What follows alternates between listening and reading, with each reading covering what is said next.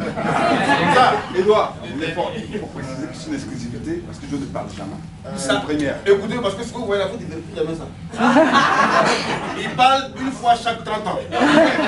Il n'a qu'un âge. Parce que je n'ai rien à dire. Oh, je fais Tout ce qui a été dit, hein, c'est ça le plus important en fait. C'est que les uns et les autres ont dit tout à l'heure. J'ai le privilège, avec quelques-uns, de voir le chef à sa demande. Et ce qui ressort le plus souvent de nos discussions, c'est souvent, le plus souvent, c'est la famille, mais il nous arrive de parler de la résistance. Et son mot d'ordre, c'est l'efficacité et l'union de la résistance. On a vu ça et là.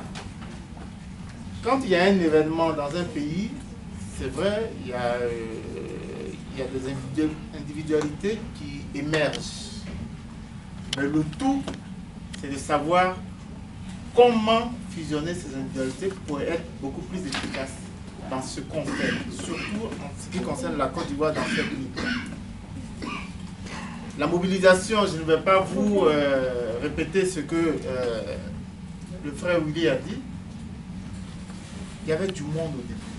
Aujourd'hui, on se rend compte que, compte tenu des divisions au sein même des différents groupes, pratiquement plus personne ne vient aux manifestations. Plus personne ne vient aux manifestations. Vous savez, je suis à une place, je dirais, un peu privilégiée parce que je suis... j'ai ma grande sœur devant ici, hein, Madame Aïcha Timondé, qui est mon aînée. Je l'ai suivie en France. Je suis en France depuis le 1er septembre 1979.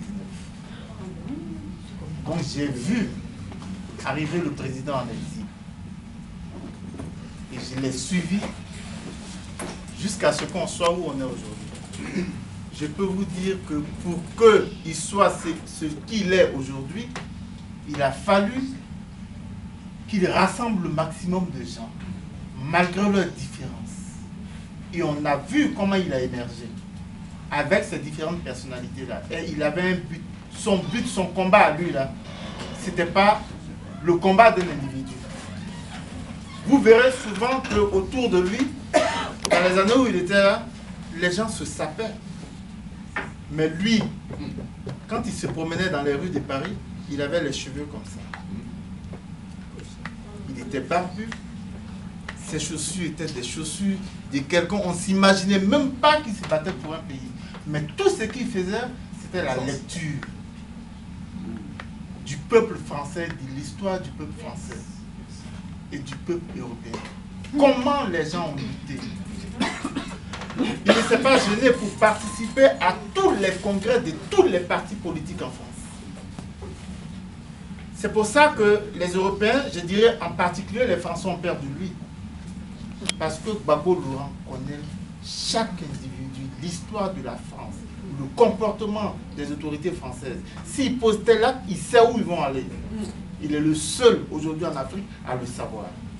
Parce que historien, il n'a travaillé qu'à ça. Pendant les 6 ans d'exil qu'il a passé ici.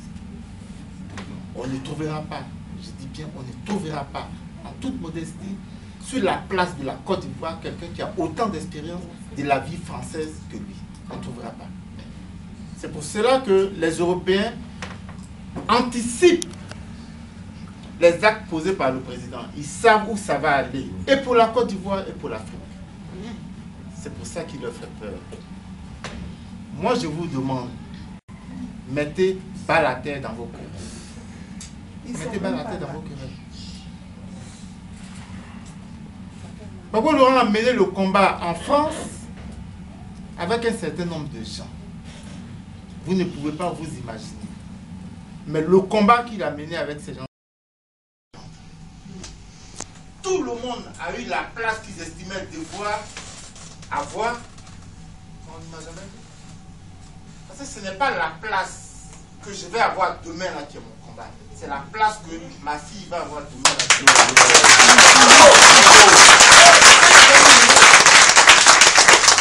J'ai eu la chance d'avoir mes enfants nés ici, comme beaucoup d'entre nous. Mais beaucoup aspirent à rentrer à Abidjan. Beaucoup aspirent à rentrer à Abidjan.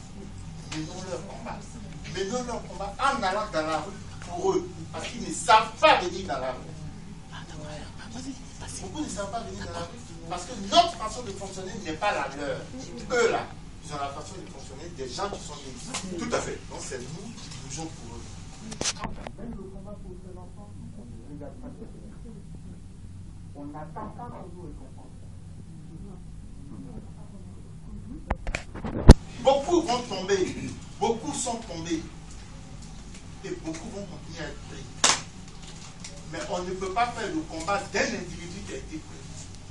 On fait le combat de tous ceux qui sont tombés, on fait le combat de tous ceux qui sont pris, on fait le combat de tous ceux qui seront à prendre. Parce que la guerre n'est pas finie, on est en guerre.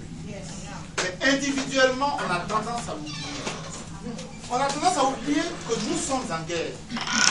Ceux qui sont en face, là, ils sont en guerre. Depuis que le bonhomme là a mis son pied en Côte d'Ivoire et on l'a mis en Côte d'Ivoire pour mener le combat. Les gens n'ont pas baissé les bras jusqu'à ce qu'ils arrivent au monde d'abri. Ils ne sont pas les bras. Personne ne fera ce combat-là à notre place. Personne. Donc on leur a demandé à des individus, à des gens qui sont allés le voir et qui vont le voir, de faire en sorte qu'on s'entende. Ils vont faire le tour, ils vont vous découvrir, ils vont vous entendre. Donnez votre point de vue. Comment vous pensez à la vie? Donnez-leur ce point de vue. Ça fait pas l'histoire à la porte. Qu'est-ce que vous pensez de la vie? Nous, là, on a un certain âge. Et puis, on est au milieu de vous. Et il y a des gens plus âgés que nous qui sont dans la lutte. Si on peut donner des conseils, on va donner des conseils. Il faut qu'on reste à donner des conseils. Ceux qui doivent être devant là, c'est nos jeunes qui sont capables d'aller devant. Nous là, on va être devant là, ça ne va rien dire. Parce que le combat n'est pas pour nous. Le combat est pour nos enfants. Nos petits frères qui sont aptes à faire le combat, ils vont aller pour faire le combat. Je suis là parce que le président a souhaité que Maître Poma et quelques-uns fassent ça pour parler aux Ivoiriens. C'est pour ça que je me suis permis de prendre la parole et de vous dire ce que je suis en train de dire. Mais croyez-moi, ce n'est pas évident pour moi. C'est la première des choses. C'est bien de toute façon. La deuxième des choses, le combat de la Côte d'Ivoire. Je disais à Maître tout à l'heure qui a repris ça, il est individuel. Levons-nous, allons au combat. Avec nos âmes, avec nos amis. Beaucoup, parce qu'ils ont des difficultés avec tel leader, ont des amis qui se sont assis. Parce que moi, si j'ai des problèmes avec un leader, si je m'assois, il y a au moins 5 personnes derrière moi qui vont s'asseoir. Oui. Et les 5 là ont encore 5 personnes derrière qui vont s'asseoir. Faisons en sorte de mettre de côté nos orgueils personnels. Ne cherchons pas à savoir ce qu'on va gagner dans la lutte à Paris. C'est pas important. C'est pas important.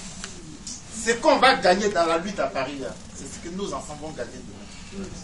Maître disait tout à l'heure que les Français, parce qu'il s'agit d'eux, ont eu peur de nous. Et ils ont peur, même avec le calme plat là, ils ont peur de la façon dont on va répondre demain. Et c'est ce qu'il faut leur montrer.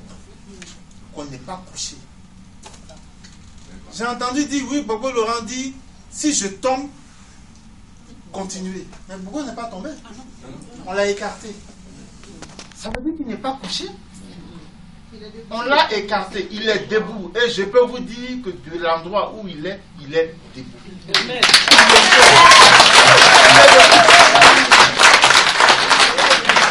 Il est debout. Il reçoit son calendrier de tous les jours par mois. D'abord, Gbagbo Laurent reçoit le matin, il reçoit l'après-midi. Il n'y a pas un prisonnier qui reçoit le matin et l'après-midi à l'endroit. Personne ne reçoit le matin et l'après-midi. Si il y a un rendez-vous à 13h, le rendez-vous finit à 15h. À 15h, il y a un autre rendez-vous. C'est-à-dire qu'il a 3 rendez-vous par jour. Son calendrier est plein. Si vous faites la demande aujourd'hui, on vous dira le prochain rendez-vous sera au mois de mars. Ça veut dire que c'est plein. Et moi-même qui vous parle là, il m'a vu, il m'appelle pour que je vienne et que j'insiste sur mon prochain rendez-vous. Le rendez-vous est fixé, hein, mais il m'en faudra d'autres. Mais là encore, c'est bouclé. Il reçoit la famille, il cause avec la famille, mais il reçoit des gens avec qui il travaille. C'est vous dire que le bonhomme n'est pas couché.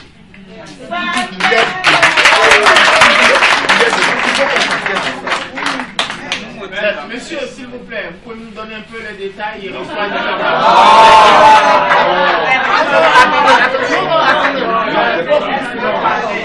Quelle est la question? Il reçoit qui en particulier? Non, il reçoit tout ce qu'il veut recevoir. Tout ce qu'il veut recevoir et tout ce avec qui il travaille. Au-delà des Ivoiriens. Non, je ne peux pas vous dire ça. Je ne peux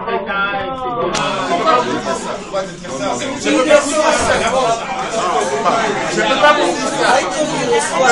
Il reçoit beaucoup. Il reçoit des émissaires, il reçoit des gens qui l'envoient. Donc, il est inutile de chercher à savoir qui il reçoit parce que ça ne fait pas avancer la cause. Ce qui fait avancer la cause, c'est que les gens à La Haye savent l'importance de Gbagbo Laurent. Ce qui se passe est réellement politique. Comme l'a dit Maître tout à l'heure. Sur le plan juridique, ils n'ont vraiment rien. Ils n'ont vraiment rien. Et s'ils laissent le choix aux avocats d'y travailler, je crois que le 19 là, ils auront des éléments, ça va durer sur une semaine, hein, ils auront des éléments tels que juridiquement ils seront démontés. Mais on n'est pas sur le plan juridique. On n'est pas dans un combat juridique. Le combat, il est politique. Et la politique là, en Europe, ce qui fait pression sur la politique, c'est les manifestations. Voilà. Si vous ne manifestez pas, si nous ne manifestons pas, le moyen de rebondir et qu'on se parle.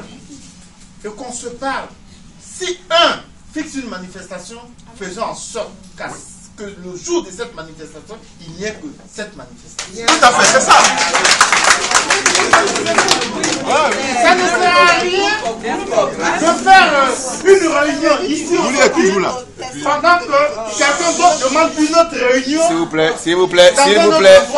Pour pratiquement nous dire que c'est pour la même chose. Ce n'est pas la même chose. Quand on fait la même chose, on est ensemble. Quand on fait la même chose, on est ensemble. Donc, pour faire les choses, mettons-nous ensemble. Fixons les jours dans le mois où on travaille tous ensemble et qu'on permette aussi aux gens de se reposer. Parce que, c'est vrai, on dit que on n'a pas le temps de se reposer, mais nous sommes tous des humains. C'est un corps humain que moi j'ai. Je m'essouffle et je me fatigue. Même si je pars malade à une manifestation, à un moment donné, je vais tomber et je me développe à la manifestation. En même temps qu'on demande aux autres de venir, nous-mêmes là, on n'a qu'à y aller. Mais prenons le temps de nous organiser, de fixer les manifestations de manière à permettre aux uns aux autres de s'organiser et venir aux manifestations en ayant vraiment envie de venir aux manifestations. Si vous faites une manifestation jeudi, vendredi, samedi, dimanche, dans la même semaine, les gens ne viendront pas. Ils viendront au début comme ils sont venus, mais après, une lassitude. Et une lassitude parce que l'individu qui se déplace pour venir, il abandonne soit son travail, soit ses enfants, soit son mari, soit sa femme. Si on ne veut pas qu'il y ait des problèmes dans les foyers, on n'a qu'à s'organiser. Parce que s'il y a un problème dans un foyer à cause d'une manifestation, c'est pas bon. Moi j'ai permis ma femme à cause de malheureux, et il faut le souligner. Organisons-nous de manière. Moi aussi j'ai perdu ma femme. Organisons-nous de manière à pouvoir être efficace. S'il vous plaît. S'il vous plaît, c'est trop sérieux. À être efficace. On va vous donner la parole. C'est l'efficacité qui nous fera avancer. C'est l'efficacité qui nous fera avancer. Quand on va rentrer au pays, parce que Gbagbo Laurent, quoi qu'on dise, il va sortir. Il va sortir. Moi, je ne fais pas de discours, je n'ai pas le temps de ça. Voilà. Les discours, je n'ai pas le temps de ça. Ma conviction, comme la conviction de tous ceux qui sont sur la table ici, c'est que Gbagbo va sortir. Amen. Mais il va sortir. Comment? C'est nous qui devons faire la pression politique. Voilà. Dans les marches. N'ayons pas honte de dire à ceux qu'on rencontre et qui sont contre nous que non seulement notre ballon va sortir, mais parce qu'il a raison. Il a raison. Il a raison sur tous les plans. Les autorités et les personnalités que moi je suis amené à rencontrer, certains pays ont arraché leur indépendance. L'Algérie a arraché son indépendance. L'Angola a arraché son indépendance. Le Nigeria a arraché son indépendance. Le Zimbabwe a arraché son indépendance. L'Afrique du Sud a arraché son indépendance. Ça se fait dans le sang. Ça se fait dans le sang. Les Ivoiriens vont arracher leur indépendance. Bravo. Ils vont arracher leur indépendance. Ça là, ne doutons pas. Il y a ceux qui font la politique. Ils iront dans la politique là arracher l'indépendance. Il y a ceux qui sont à Abidjan qui en auront marre un jour et qui vont arracher l'indépendance. Et les politiques vont les suivre. Les politiques seront obligés de les suivre. Pour le moment, c'est nous les BDR. Quand on te poursuit, tu arrives au mur, et puis à un moment, on dit, je suis fatigué. Mais je ne peux pas aller plus loin. Qu'est-ce que je fais? Je retourne, je te rentre dedans. Oui, c'est ce qui va arriver. Les Ivoiriens seront fatigués et ils vont reprendre leur vie en main. Mais en même temps, il faut qu'ils trouvent les politiques là. Les politiques là. C'est ceux qui doivent faire la politique. Tout le monde ne fait pas la politique. Tout le monde ne fait pas la politique. Et même quand un État se constitue, on n'a pas dit tous ceux qui ont fait la lutte doivent être à un poste de responsabilité. Si c'est dessus qu'on se base pour dire qu'on fait la lutte là, on n'a qu'à laisser tomber. Non, on n'a qu'à laisser tomber. Moi je vous le dis, parce que mes amis avec qui on a lutté depuis les années 80, beaucoup sont assis à Paris ici. Et ils ne viennent pas aux marches. Parce qu'ils disent, Gbagbo est parti à Abidjan sans nous. Mais Gbagbo ne peut pas aller avec vous. Gbagbo est parti à Abidjan, il ne savait pas ce qui l'attendait. Et il s'est levé, il est parti. J'en parle, je suis élevé pour en parler parce que ce sont mes frères qui l'ont accompagné. Je les rejoins. Mais il s'est levé, il est parti sur en disant le combat c'est cela. Celui qui mène son combat ici, le jour où Gbagbo rentre, il n'a qu'à rentrer. S'il veut un poste de responsabilité. Nous nous battons pas pour dire oui, je vais me battre, je vais être devant parce que je veux un poste de responsabilité. Non, ce n'est pas comme ça. Il ne faut pas qu'on réfléchisse en tant que, en estimant que oui, parce que j'ai mené un tel combat, il faut que je sois comme ça. Le pays et nous qui sommes en France ici, on va reconnaître le combat de chacun. Bravo, c'est ça. On va reconnaître le combat de chacun. Et c'est la reconnaissance du combat-là, de ce combat-là, qu'on aura mené, c'est ce qui doit être notre fierté. Parce qu'il y a des gens dans les années à 45 qui se sont battus. Ils se sont battus à un point tel que on ne peut pas imaginer. Mais ils ne sont pas devenus ministres. Non. Mais ils ont la reconnaissance de l'État. Voilà. Ils ont la reconnaissance de l'État. Je disais tout à l'heure à notre frère photographe, est-ce que tu marques le visage de la reconnaissance, de la résistance? Il me dit oui, je marque le visage de la résistance. Mais c'est ça. C'est ça. À un moment donné, l'État de Côte d'Ivoire, dirigé par Gbagbo Laurent, reconnaîtra ceux qui ont fait la lutte. La reconnaissance individuelle n'aura pas d'importance. La reconnaissance collective sera la plus importante par rapport à ce qu'un individu peut avoir. Bravo. Bravo. Ça à l'esprit.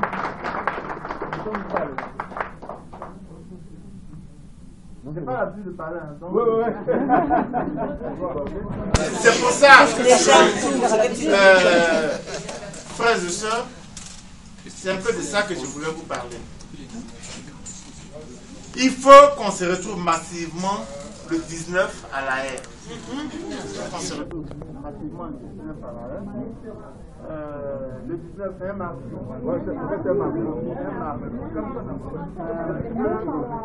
S'il vous plaît, s'il vous plaît, s'il vous plaît. Je le verrai le 6 et le 18.